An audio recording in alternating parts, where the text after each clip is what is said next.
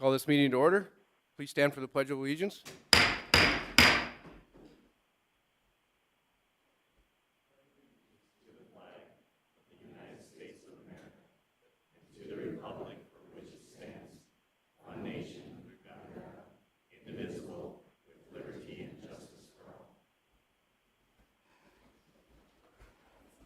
Thank you all for roll. All council members are present, Mr. Mayor. Thank you. Item 3 is the approval of the agenda. Entertain a motion to approve the agenda. So moved. Second. Please call the roll. Avery, Aye. Collins, Aye. Duran. Aye. Niemeyer, Aye. Specker, Aye. Tiltonburn, Aye. Wendell. Aye. Okay. Open forum. In order to provide equal access to all during the open forum, each member offering comments during the open forum shall not exceed the allotted 3-minute period. Your time to comment has expired when the red light on the podium appears. No further comments can be made by a member speaking during the open forum after the red light appears. That being said, is there any member from the public that would like to? Oh, Diane Nagy from the Human Rights Commission would like. Yes. Thank you, Mr. Mayor. On behalf of the Brookings Human Rights Commission, I'm sorry, we should introduce my collaborator here, Benusha Mandi, who is also a resident of Brookings.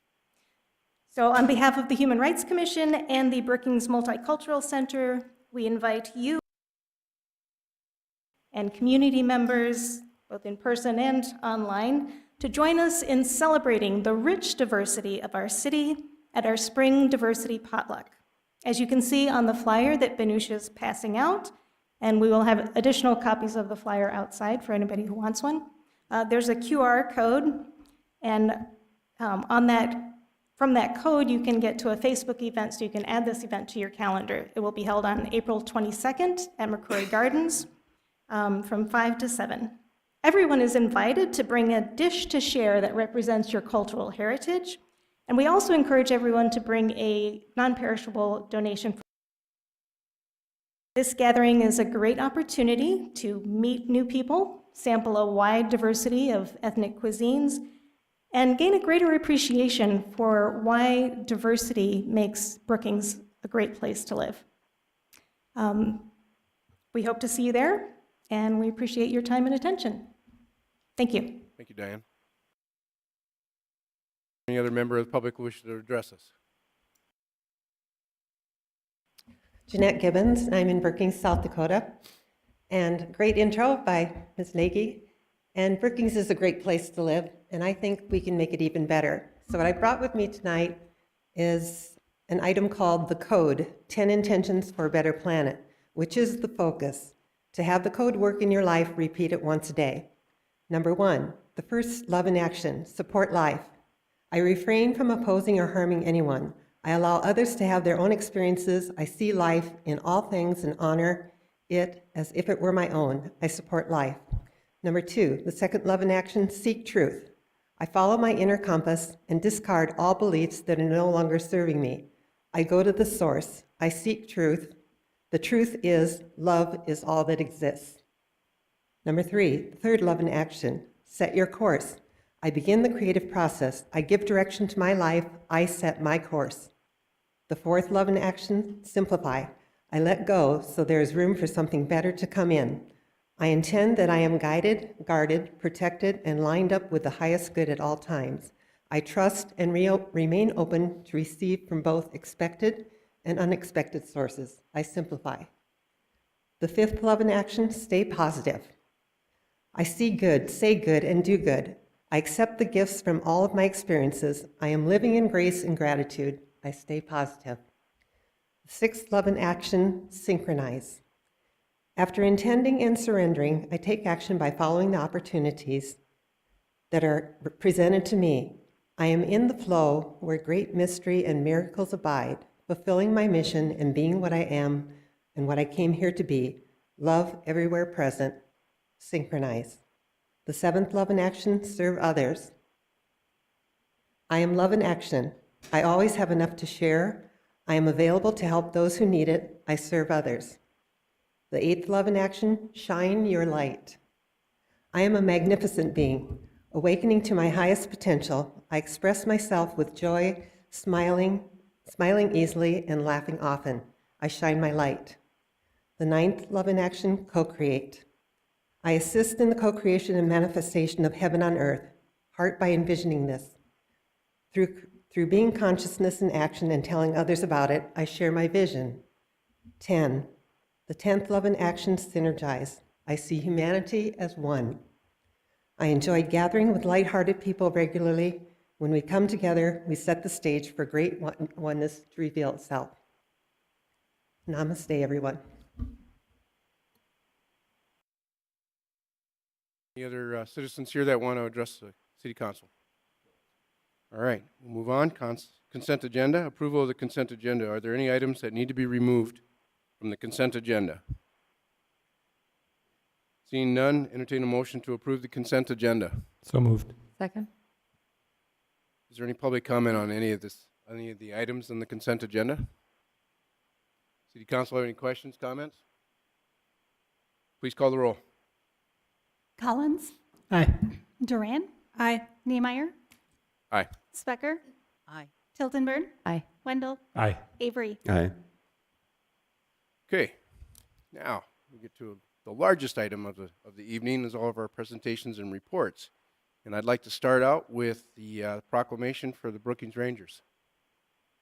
And whoever all wants to come up here, just stand kind of back behind the podium here, and I'll be doing the proclamation right from that mic.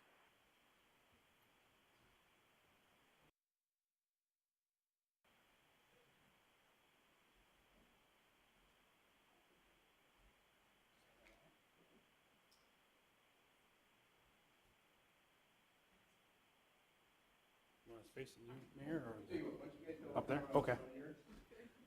Perfect.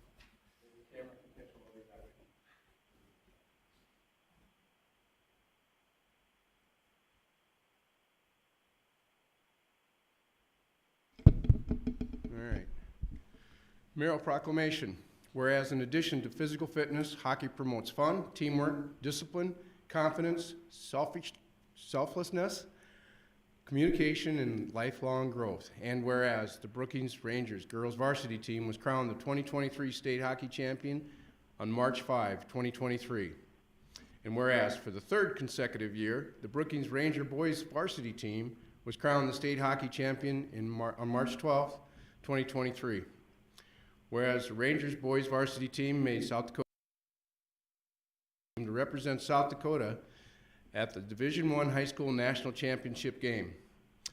Whereas the Rangers boys varsity team proudly represented our state, took second place in the USA National Hockey Championships. And whereas the Rangers have brought honor to our community through their commitment, persistence, unity, and endless hours of dedicated coaching. Whereas the coaches, families, student section, fans are integral in helping the players to victory through their unwavering support of all season. Now therefore be it resolved that I, Opke G. Niemeyer, Mayor of the City of Brookings, do hereby proclaim Friday, April 14, 2023 as Brookings Rangers Hockey Day, and ask all to share in Ranger pride by wearing blue and red on April 14th, 2023.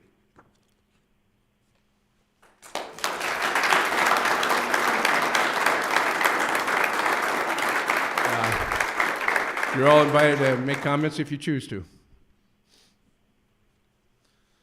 Good evening. Thank you, Mayor and the City of Brookings. I'm John Colley, President of BISA, and I would like to thank Jacob Meschke and Josh Bauman for helping us prepare for our state tournament, and also Bill DeBlanc and his staff at the Larson Ice Center. His crew went above and beyond and made our state tournament a great event. We had over 2,000 people at the state championship game on Sunday, with several thousands of people that were in Brookings for that entire weekend. Again, a huge thank you to the Park and Rec staff, and go Rangers.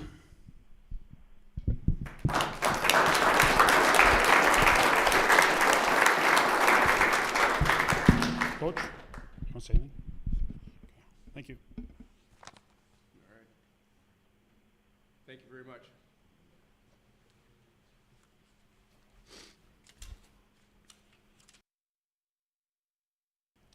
Okay, United Way representatives will be the next one.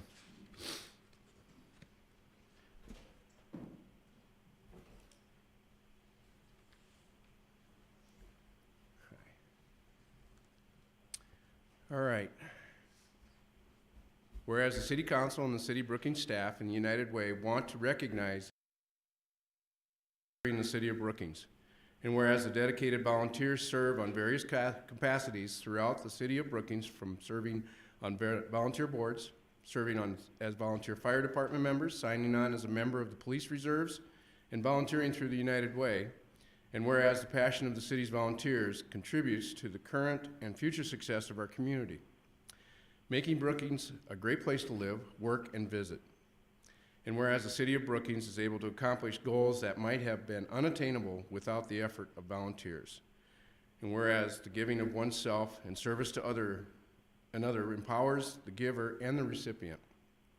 Now therefore be it resolved that I, Opke G. Niemeyer, Mayor of the City of Brookings, do here proclaim April 16th to 22 of 2023 is National Volunteer Week, and sincerely thank the city's faithful volunteers.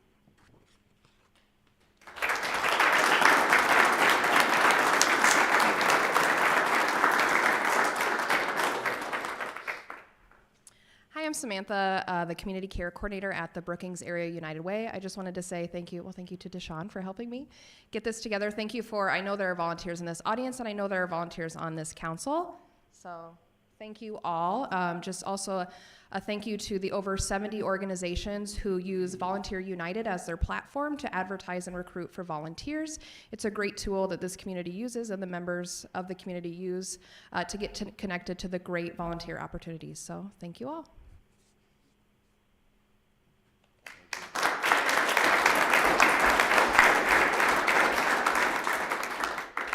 And then I'd like to invite Christina Guindo. What is it? Okay, all right, yeah. Okay. Mayoral proclamation. Whereas music therapy is a recognized healthcare profession that is changing lives in South Dakota, and whereas music therapy is the clinical and evidence-based use of music interventions to accomplish individualized therapeutic relationship, and whereas music therapists are credentialed professionals who have completed an approved music therapy program, and whereas music therapists serve populations of special education, hospice, mental health, older adults, early childhood, as well as prenatal, postpartum, and birthing mothers. And whereas music therapy is the power of change through the power of music in mental health, learning, and music goals. Now therefore be it resolved that I, Opke G. Niemeyer, Mayor of the City of Brookings, do hereby proclaim April 10th to 15th, 2023 as Music Therapy Week. Thank you.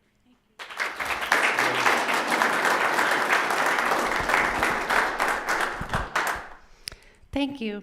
There are 12 music therapists in the state of South Dakota, and I'm one of them. I appreciate the support of the community since I started my practice, and just encourage everyone to follow me on Facebook to see how they can continue advocating for music therapy. We're looking for nonprofit partners and also state licensure down the road. So thank you so much for your support.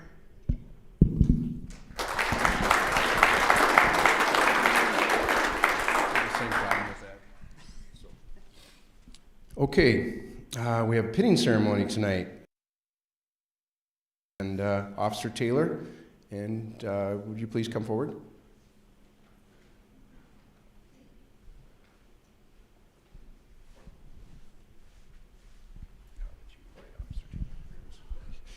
Hello, I'm Lieutenant Fishbacher, and this is Lieutenant Gary for Brookings Police Department. We have the honor here of pinning Catherine Taylor to the Brookings Police Department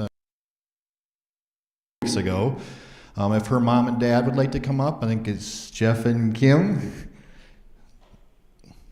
Catherine came to us, graduated there. She was also a community service officer for us part-time for quite a while as well, and she transitioned into our patrol division now.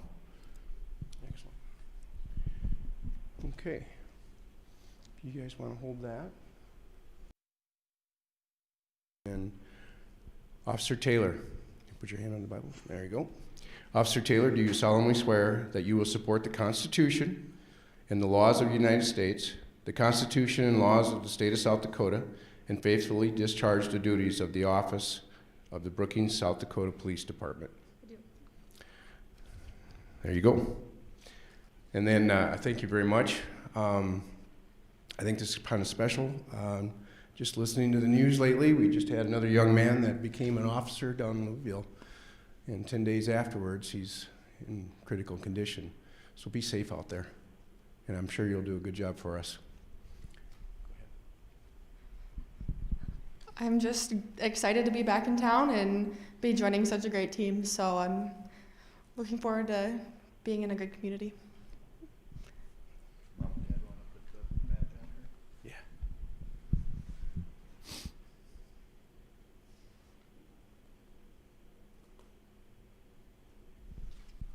Congratulations.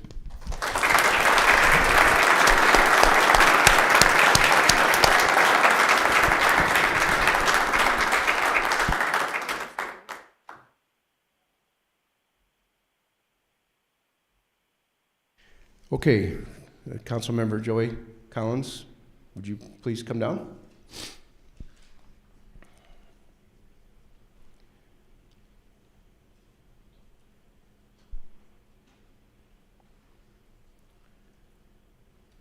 This is kind of a celebration too. It's Joey's birthday today. No, the 22nd. It's the 22nd, I'm sorry, but we're celebrating his birthday anyway. All right, I got a little bit of a write-up here for Joey. Councilmember Joey Collins has served the city of Brookings for 3 years in a variety of leadership roles. He was a liaison for the Brookings Health System Board of Trustees, the Brookings Municipal Utilities Board, and the East Central Communications Council, otherwise known as E911. Notable projects under his tenure involved the I-29 interchange and 20th Street exit, the Bob Sheldon Athletic Complex renovation project, the continued navigation of COVID-19, Brookings Airport hangar and taxi lane reconstruction project, solid waste and landfill area 3W Cell Street South and 7th Avenue Road connection project, our master drainage plan, the 22nd Avenue project phase 2, economic development plan, public safety center, Brookings Food and Security Facility, fire department training tower, and University Boulevard and 22nd Avenue Gravity Sewer Project. Thank you for your service, Joey. Thanks, Mayor. I really appreciate it. And then this is what you get when you get done. So, Thank you very much. you got anything to say? Yeah, I just want to say thank you to everyone out in the city, your support, your advice, and you know who you are. I thank you all for everything that you did for me and helped me. And City Council, you guys are great, all of you. Steve Breitzman and everybody, you guys have done a wonderful job. Keep doing a wonderful job. The only thing I ask is that you continue to work a little bit faster on the police building. There you go, Mayor. Thank you.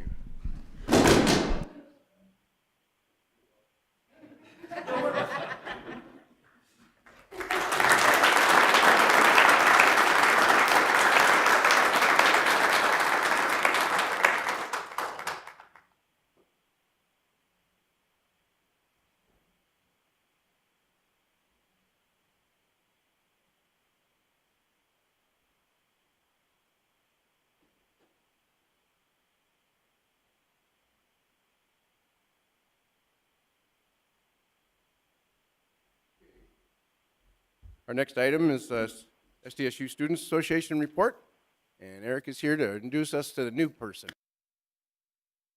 So this is my last report. I just have one thing to say.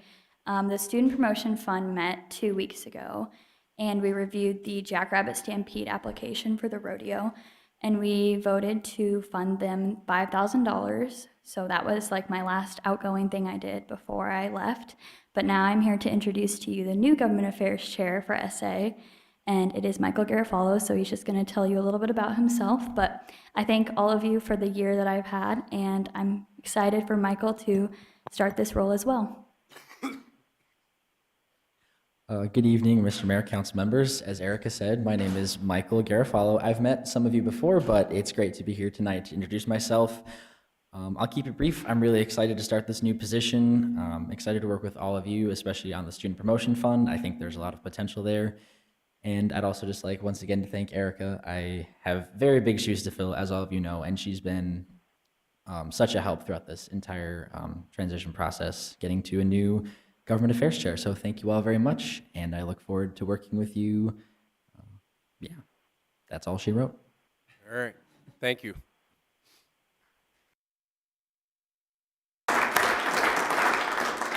Okay, item 6G, reports, ex officio reports, municipal utilities. Councilmember Avery or Speckard, we have a report.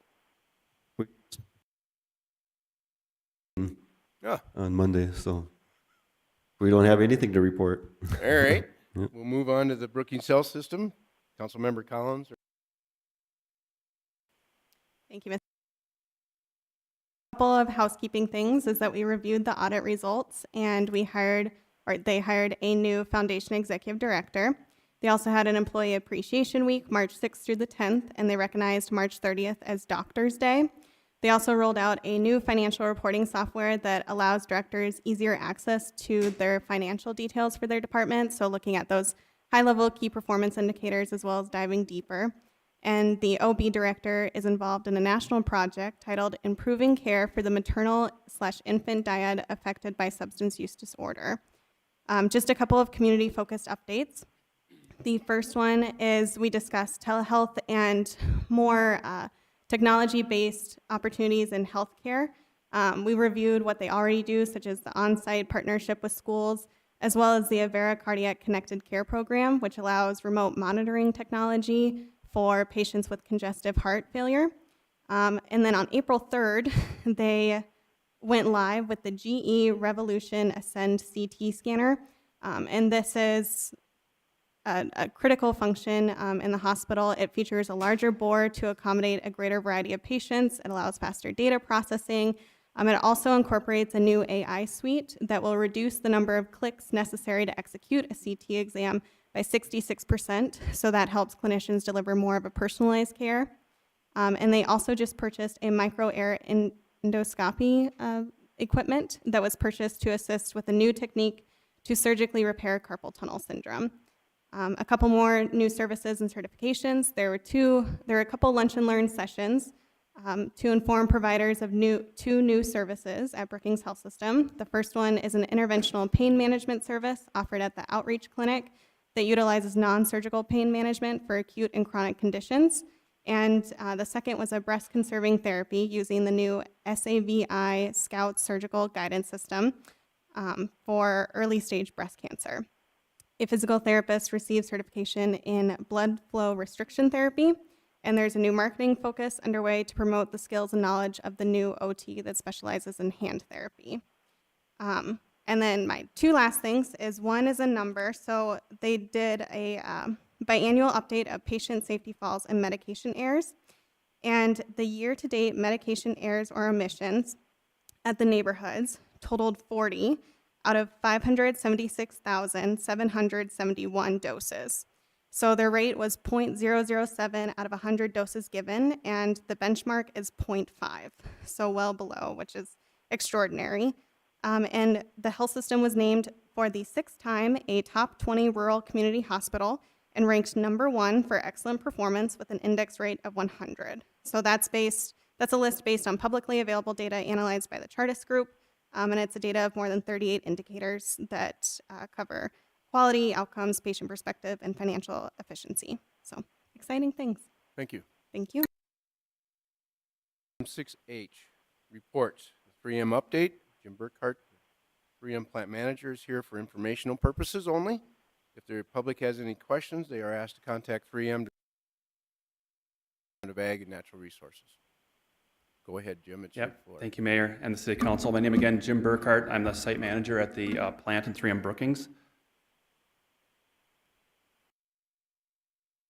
I'm going to provide an overview of the environmental activities that are taking place at our site. I'm first going to touch on the company's industrial wastewater sampling program called our Water Management Standard that we've been rolling out globally.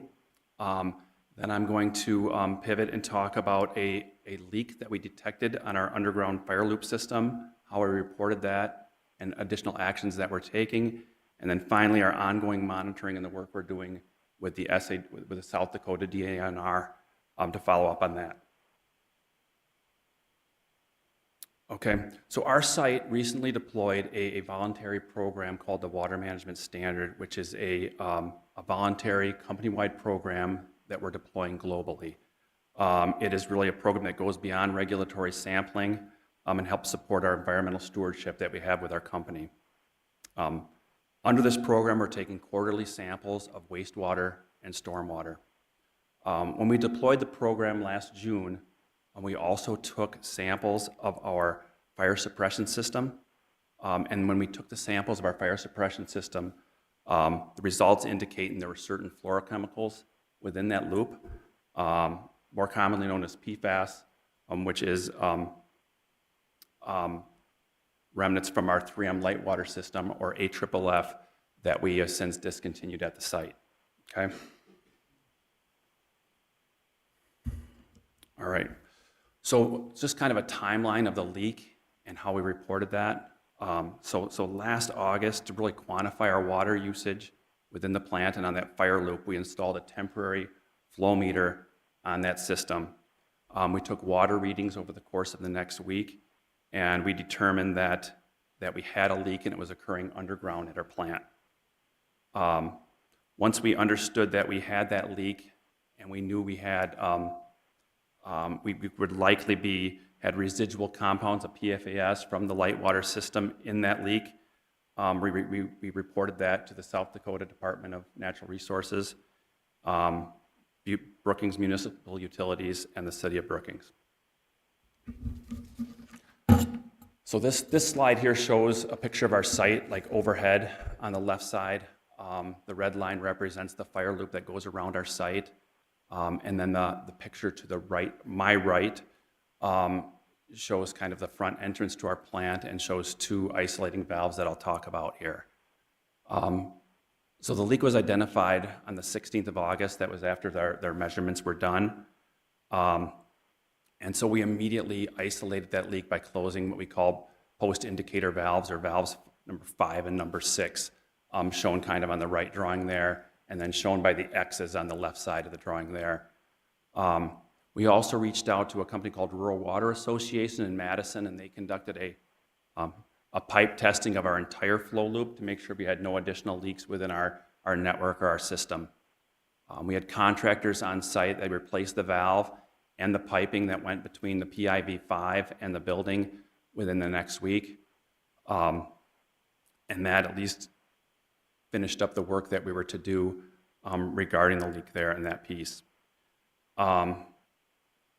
Finally, in the fall, ourselves and BMU sampled the 4 municipal wells, collecting groundwater, soil samples on our property, and then we're also working with a consultant, Bar Engineering, to do an environmental assessment of our site.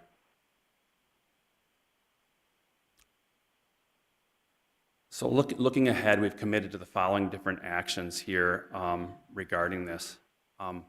We're expecting a formal report from Bar Engineering that we are required to submit to the state on April 21st. So that should be submitted within the next couple weeks here to meet that date. We've also agreed to do some additional sampling on the northwest side of our property adjacent to 22nd Avenue, where the city's gonna be doing construction starting this spring. We'll make any of those test results available to the city as soon as we get those results back.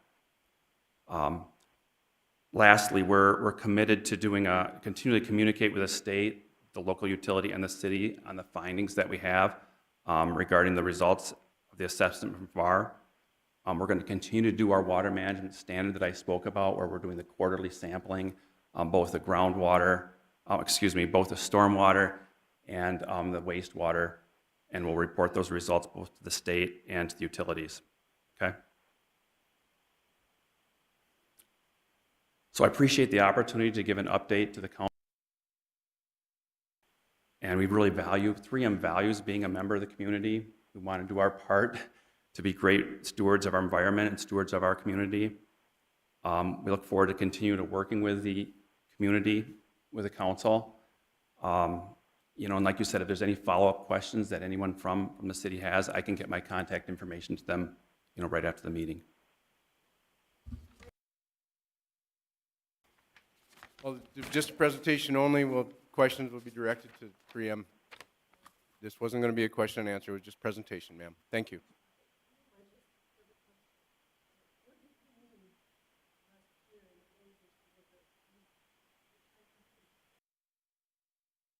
Please direct your time. Please. Thank you. Happy to catch up with you after the meeting. Okay. All right. Thank you, Jim. Thank you.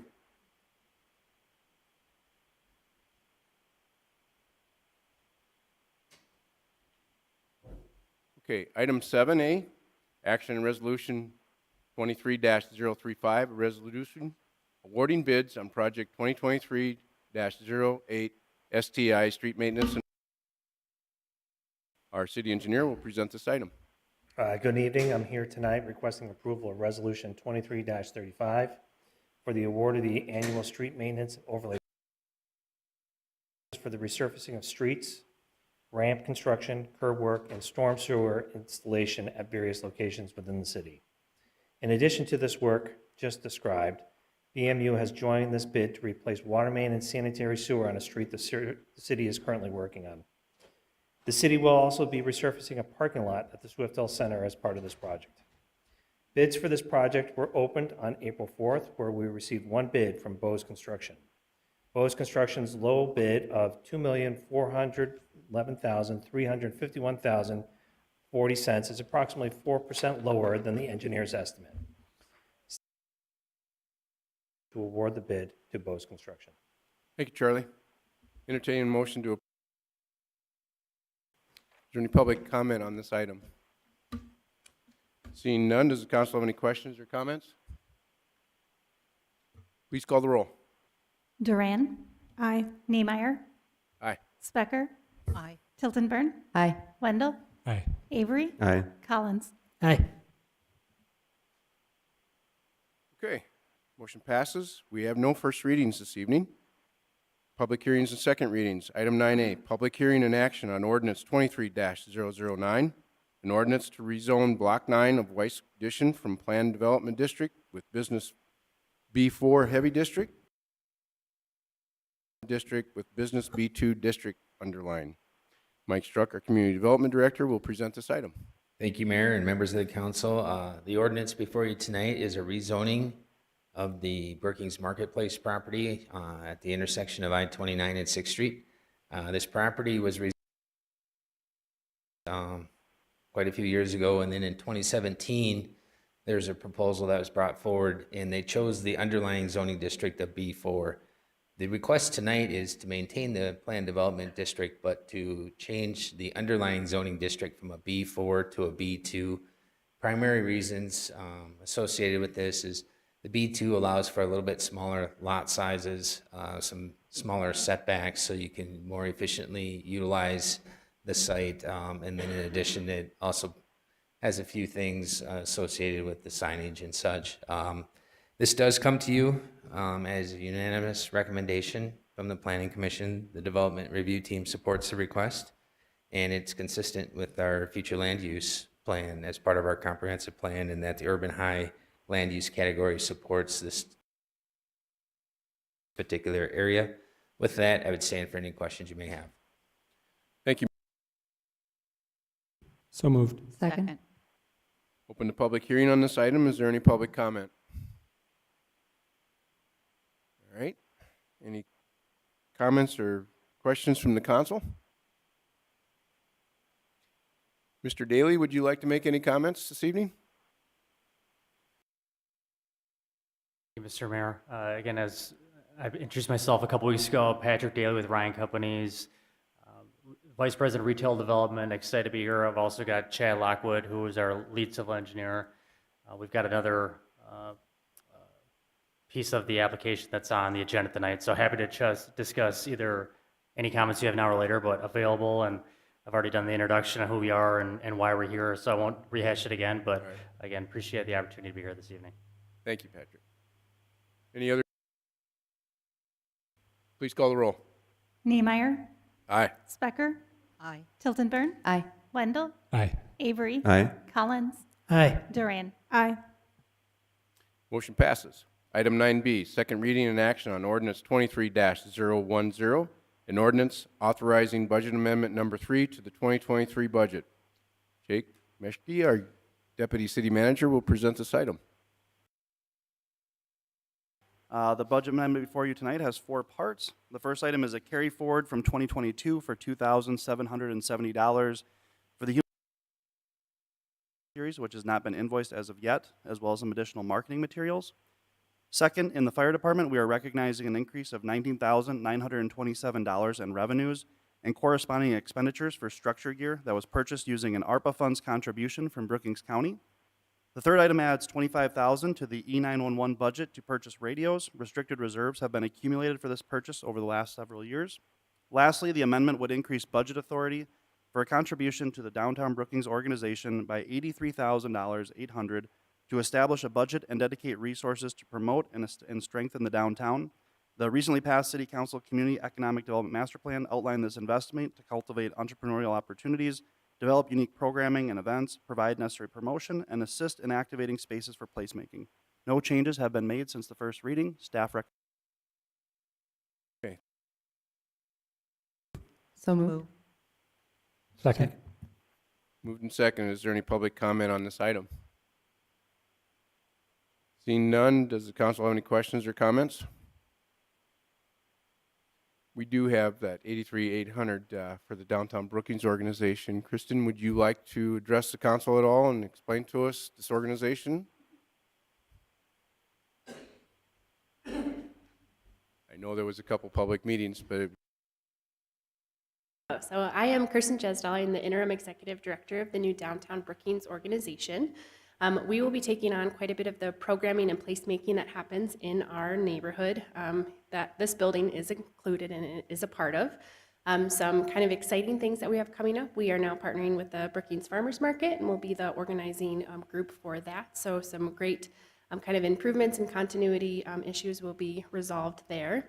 And then we have some fun projects coming up, doing some kind of community work to help with walkability downtown, hoping to work on parking, which frequently comes up, and a couple other really fantastic projects, including the stuff you guys already know and love, like Crazy Days, the Festival of Lights, the Fall Festival, all of that kind of thing. So, thank you, Kristen. Any questions, comments from council? Call the roll. Specker. Aye. Tildenburn. Aye. Wendell. Aye. Avery. Aye. Collins. Aye. Duran. Aye. Niemeyer. Aye. Motion passes. Item 9C, second reading and action on ordinance 23-011, an ordinance amending section 14-85 of the Code of Ordinances of the City of Brookings, South Dakota, and pertaining to beekeeping in the City of Brookings, South Dakota. Jake Meshke, our Deputy City Manager, will present. Again, mayors and members of the council. Ordinance 2311 would allow for beekeeping within the City of Brookings. This ordinance has been created in partnership with the Brookings School District, Brookings Sustainability Council. Highlights of the ordinance include hives would not be allowed in front yards and must be located 10 feet away from rear and side yard property lines. There would be a limit of 4 hives per property. Keeping of bees would be prohibited if it were to cause a nuisance, and beekeepers would be required to register apiaries with the state of South Dakota and comply with all federal and state laws. Staff recommends approval of this ordinance and will stand for any. Moved. Second. Been moved and seconded. Is there any public comment on this item? Seeing none, does the council have any questions or comments? Councilmember Wendell. Thank you, Mr. Mayor.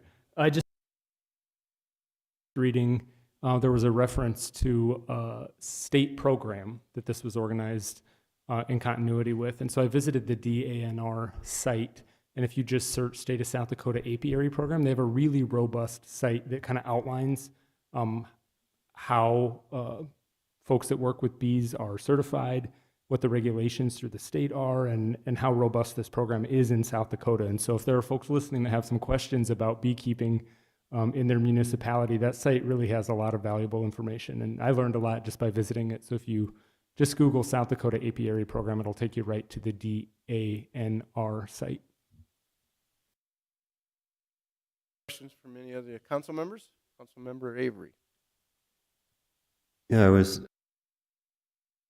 I guess Jake and I have had some discussions, but and I'm going to vote for this, but with some misgivings, I guess. I think we really need to be concerned with the rights, not only of the people that want to have bees, but the people that maybe live next door to them that don't want to have them. And if we're going to err, we need to protect I think there are some real issues with it that we will maybe discover as we go along, and maybe our regulations will have to be a little more robust. But it's a good thing as far as the science of it and teaching young people about nature and that kind of thing. I'm not sure they are not really a native. It's not really conservation because they're not a native species, but we'll see how it goes. We'll give those bees a short leash. They step out of line, Jake. That's it for them. Other comments or questions? Councilmember Tilton Burn.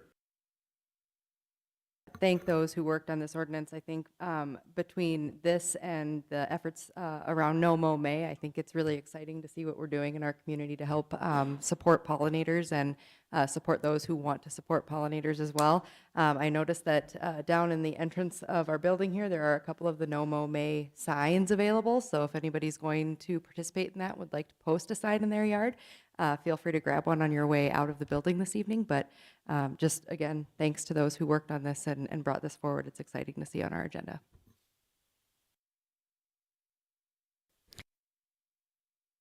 I still have reservations about this as well. I'm worried about people's pets and little kids in the backyard on their playground equipment and stuff. Since the last meeting, I've received no phone calls or emails from anybody not wanting this, so I'll go ahead and vote yes for it. Thank you. Okay. Please call the roll. Tilden Burn. Aye. Wendell. Aye. Avery. Aye. Collins. Aye. Duran. Aye. Niemeyer. Aye. Specker. Aye. Motion passes. Other business, action on an initial development plan for the Plan Development District of Block 9 in the Weiss Addition, known as the Brookings Marketplace. Mike Struck, present this item. Thank you, Mayor and members of the council. The action before you tonight is the approval of an initial place location. In your packet was the preliminary conceptual plan. It's broken down into 3 sub-areas. Kind of where the big box is on the northwest side is sub-area 1, where you can see the private road, and that area to the south would be sub-area 2, and then up in the northeast corner is sub-area 3.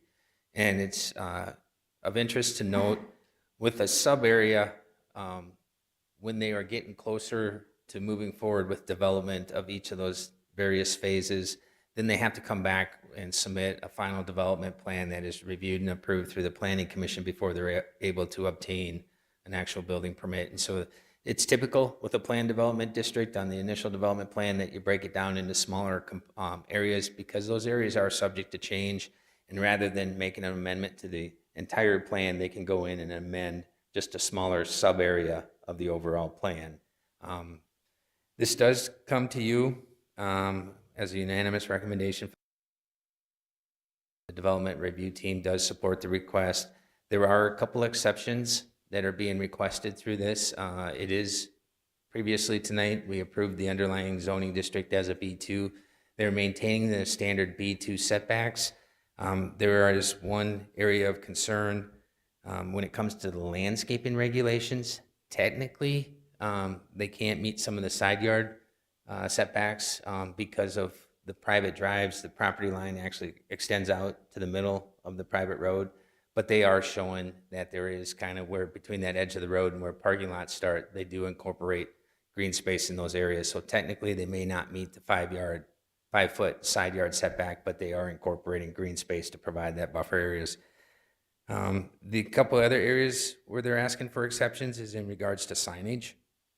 They're showing on the site itself 2 shared pylon signs, one up in the northwest corner that is near the entrance of Lefevre Drive and 6th Street.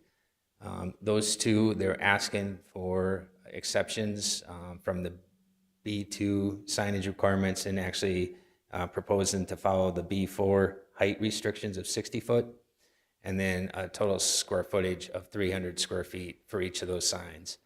Part of the issue is with the elevation change. When you look at where the 6th Street right-of-way is and where this site is, there's a pretty significant deviation in elevation. Staff actually discussed this with the development. If they applied the maximum 30-foot height, it's going to put the face of that sign kind of right there in the driver's face as they're going up and down 6th Street. So we actually, staff supported going higher to get it more out of the driving sight lane of the east-west traffic on 6th Street. And then they do show opportunity for a shared pylon sign off-site along 32nd Avenue and where the future street would connect Lefevre Drive back to 32nd. It's currently on property that is owned by the city of Brookings. They're showing it on their site plan, but this is something that would also be subject to the development agreement as that continues to move forward. But they just wanted to show it in full disclosure that they would like to do a shared sign there, more kind of showcasing the overall 26-acre development site. As far as how the signage would apply, with the lots 1 through 4, they're proposing to utilize the B4 signage, and lot 5 would be follow the B2 signage requirements.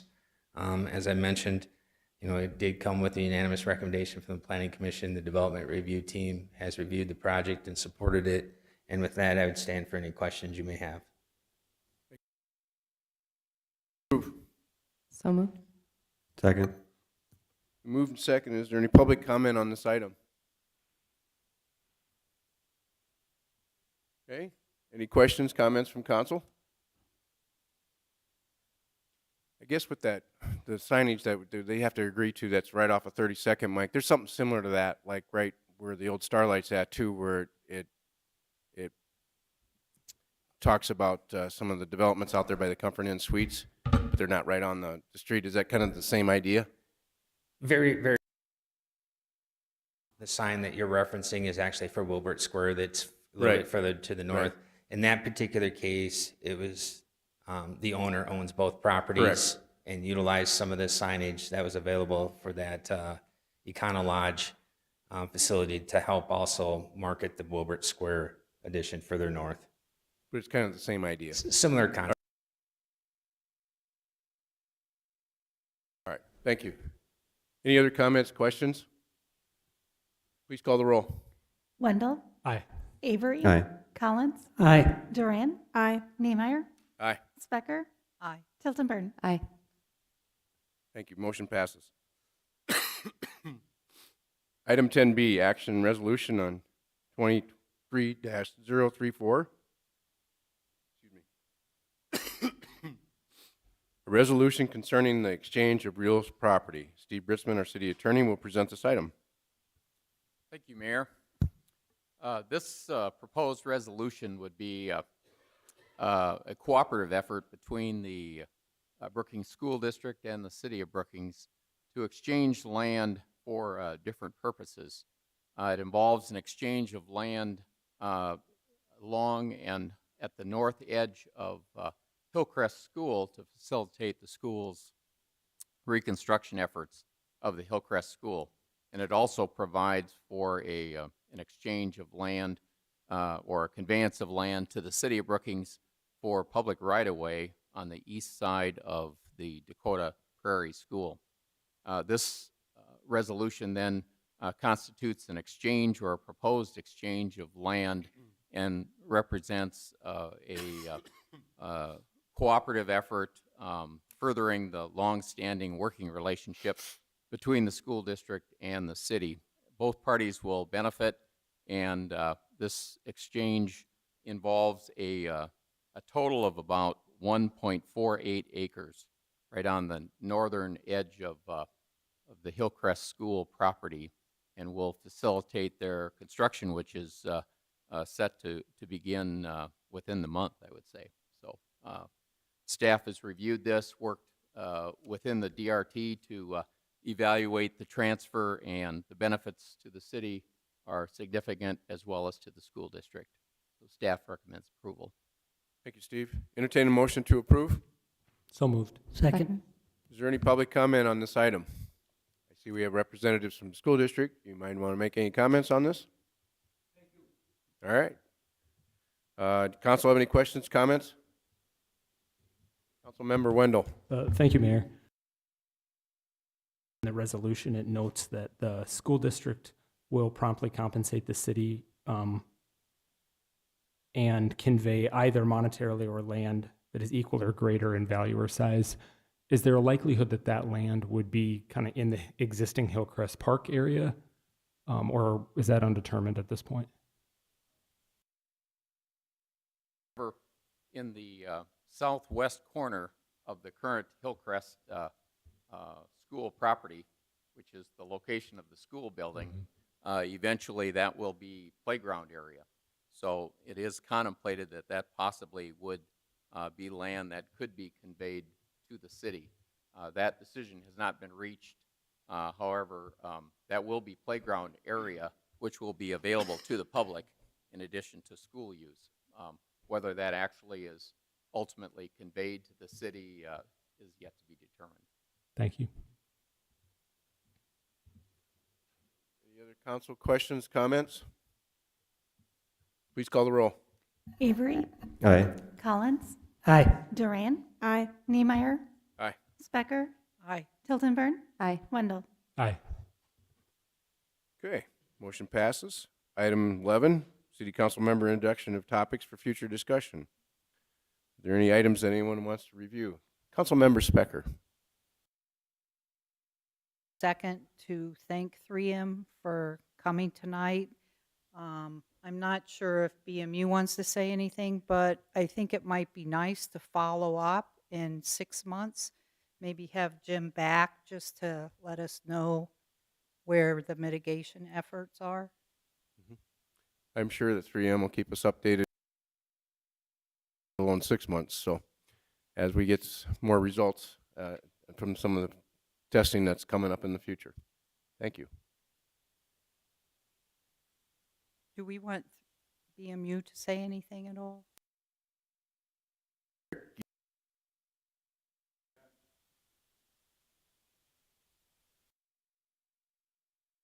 I know who you are, Eric, but please state your name and your position at BMU. Sure. Eric Witt, Water and Wastewater Manager at BMU.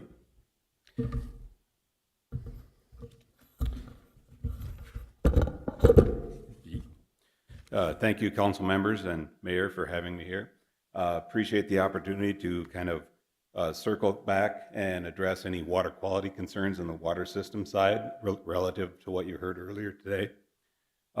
For reference, the East Well Field, so where the municipal water comes from, or 4 of the wells, is 1.25 miles from the 3M facility.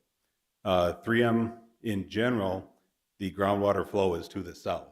So water on the 3M facility would generally not be expected to migrate, towards our well field. So you heard the term PFAS, or per and polyfluoroalkyl substances. This is a non-regulated compound. It's an emerging contaminant.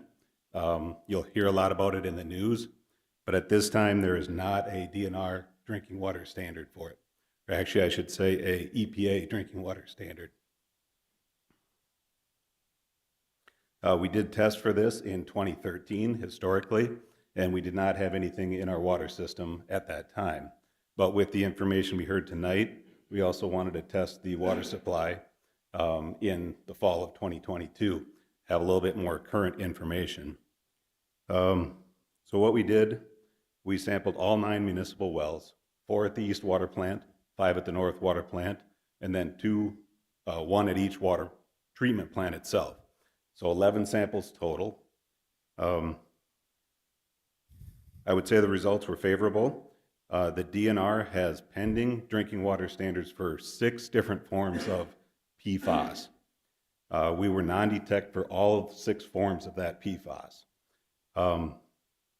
We will include a new section in our annual water quality report. So this goes out to each of our water customers annually. It'll go out with the April bills. So in 2 to 3 months, this will be in all our water customers' hands. New this year is information about PFAS.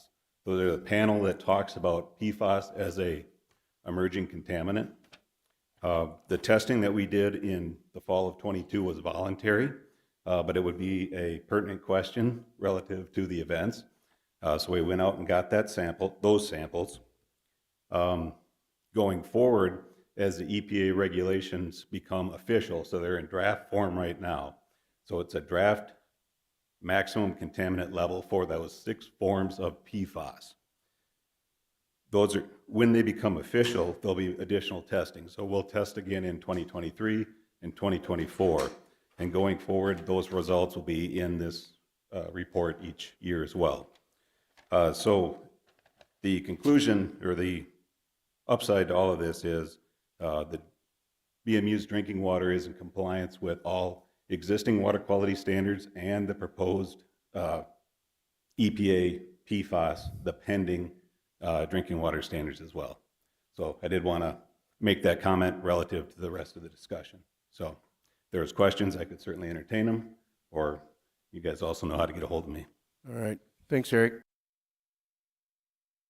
Councilmember Wendell. Thank you, Mayor.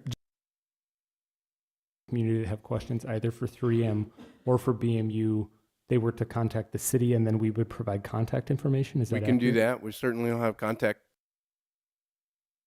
If they call out to BMU, they can just ask for Eric Okay. Witt. He is the head engineer for the water department. Okay. And if they had questions on the information they provided tonight, would they work through the city if they had questions for 3M? They certainly can. On the website, Bonnie, where contact information or places to run an email to. That work for you, Jim? All right. Okay, thank you. All right, thank you. Any other topics of discussion that somebody wants to bring up for the next meeting or two? Well, go ahead.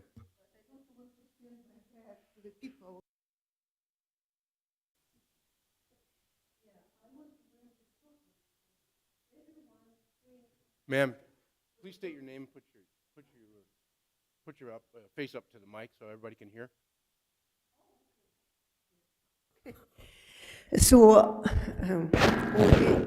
It's about taxes for real estate. We all paying taxes and we have to know, so how it's used forward and what's categories, because it goes for schools, it goes for Brookings City, and it goes for county. And not everyone has kids and even like grandchildren and anyone, so why the most amount of money it goes to schools? So they should have report to us, so how they use this money. Yes.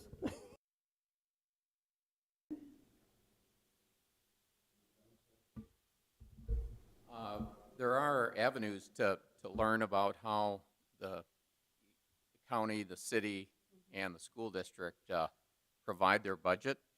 And so there would be contact information at the school, I'm sure, to get their budget, you know, and what happens with the tax dollars that are collected.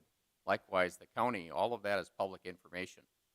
So, you know, if you contact the business manager or at the school district, or you contact the county's finance director or the finance director here in the city of Brookings, each of them combine, to receive a share of the property taxes that you pay. And so they all have their respective information to tell you how that money is spent. And so you kind of have to make 3 contacts, one to the school, one to the county finance downstairs, and one to the city if you want to acquire all of that information and review how your tax dollars are spent. So why I'm asking, because I have it, and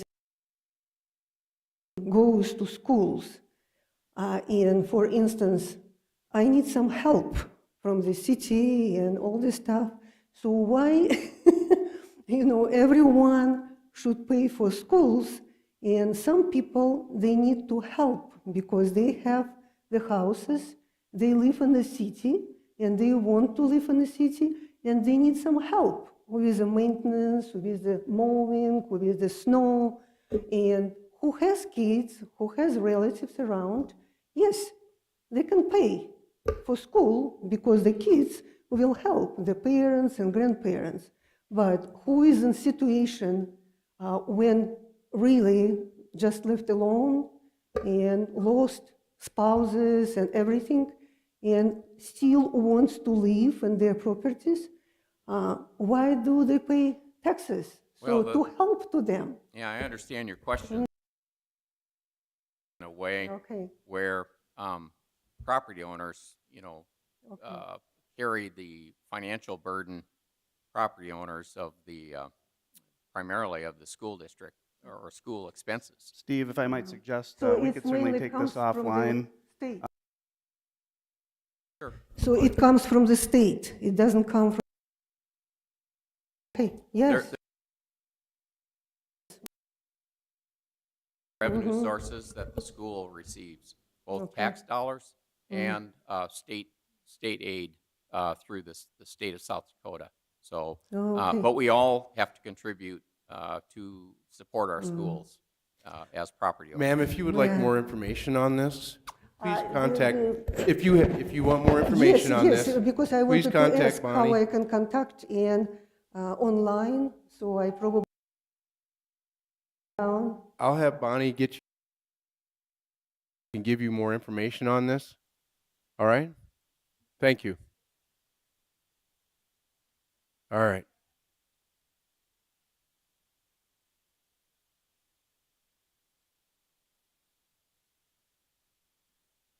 Okay.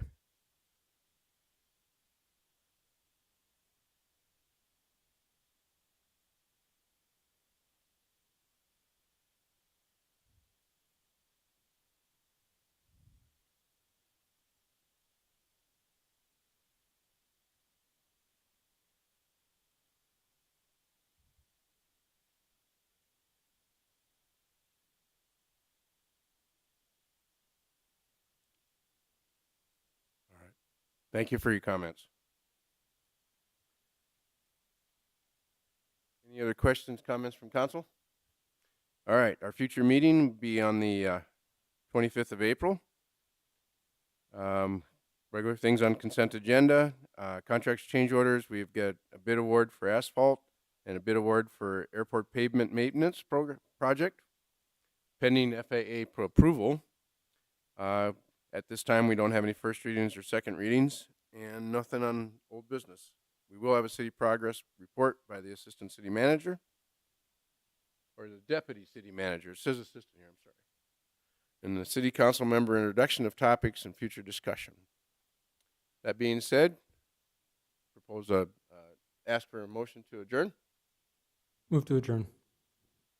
Been moved and seconded. All those in favor say aye. Aye. Aye. Meeting adjourned.